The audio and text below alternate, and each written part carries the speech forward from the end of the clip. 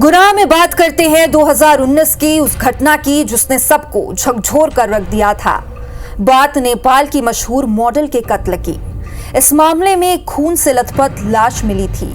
शरीर के 2 टुकड़े कर दिए गए थे। सिर भी धड़ से अलग लटक रहा था।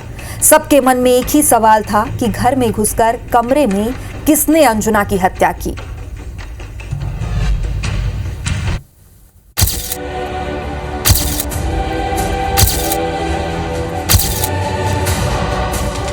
मई 2019 नेपाल की मशहूर मॉडल अंजुना लामा के मायके कॉल कर जल्द से जल्द ससुराल आने को कहा गया। जैसे ही परिवार पहुंचा तो घर के बाहर पुलिस और पड़ोसियों की भीड़ इकट्ठा थी। ससुराल वाले रोते बिलखते दरवाजे पर बैठे थे। तभी एक पुलिस वाला अंजुना के पिता के पास पहुंचा और उनसे कमरे में चलने को कहा। जैसे ही अंजुना के पिता कमरे में पहुंचे तो मंजर भयावह था। वो तुरंत मुंह पर हाथ रख घबराए हुए वहां से बाहर निकल आए।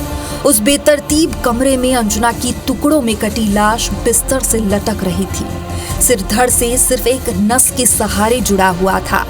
अंजुना का आधा शरीर बिस्तर पर और आधा जमीन की तरफ लटका था। उसका दाहिना हाथ बीच से काटा गया था, जो लाश से चंद कदमों की दूरी पर ही कटा पड़ा था।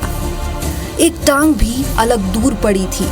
कमरा बिस्तर खून से लथपथ था और दीवारों पर भी हर तरफ छींटे थे। अंजुना के चेहरे पर चाकू के इतने जख्म थे कि खाल नजर तक नहीं आ रही थी। अंजुना नेपाल की मशहूर मॉडल थी। वो जल्द ही पति के साथ कनाडा शिफ्ट होने वाली थी। ऐसे में हर किसी का सवाल ये था कि आखिर उनके अपने घर और कमरे में घुसकर इतने विभत्स हत्याकांड को किसने अंजाम दिया और क्यों। इन सवालों के जवाब हम आपको बताते हैं। दरअसल अंजुना की लव मैरिज हुई थी। पति का नाम प्रज्वल। दोनों पहले दोस्त बने, फिर मोहब्बत हुई। लेकिन जब शादी करने की कोशिश की तो कास्ट डिफरेंस की वजह से दोनों के परिवार वाले नहीं माने। लेकिन फिर प्रज्वल के बड़े भाई उज्जवल सामने आए, जिसने दोनों की शादी करवाई। उज्जवल उन दोनों को शादी के बाद अपने घर भी लेकर गया, जहां वो अपनी पत्नी और मां के साथ रहता था। अब घर में सब साथ रहने लगे। समय के साथ अंजुना टिकटॉक के जरिए फेमस होती गई और उसे धीरे धीरे मॉडलिंग के प्रोजेक्ट्स मिलने लगे। अंजुना का काम बढ़ा तो ससुराल वालों ने उसे अपना लिया और सब खुशी खुशी रहने लगे। लेकिन कुछ समय बाद फिर अंजुना ने काम को आगे बढ़ाते हुए बाहर शिफ्ट होने का सोचा। प्लान था कनाडा जाने का। इस आइडिया पर पति प्रज्वल ने तो समर्थन दिया, लेकिन परिवार के बाकी लोग नाराज हो गए और उनके बीच अनबन शुरू हो गई। इस बात को कुछ ही दिन बीते थे कि 9 मई को अचानक अंजुना की सास ने उसकी मां को कॉल कर घबराते हुए उन्हें जल्दी घर आने को कहा। कॉल पर उन्होंने बस इतना कहा कि घर में एक बड़ा हादसा हो गया है। वो लोग पहुंचे तो घर के बाहर भीड़ लगी हुई थी। कदम बढ़ाया तो देखा कि अंजुना के साथ रहने वाला उनका छोटा भाई दरवाजे पर बैठा फूट फूट कर रो रहा था। इतने में अंदर से कुछ पुलिस वाले आए और अंजुना के पिता को अंदर चलने को कहा। वो अंदर पहुंचते तो खून से लथपथ कमरे में बेटी की लाश पड़ी थी।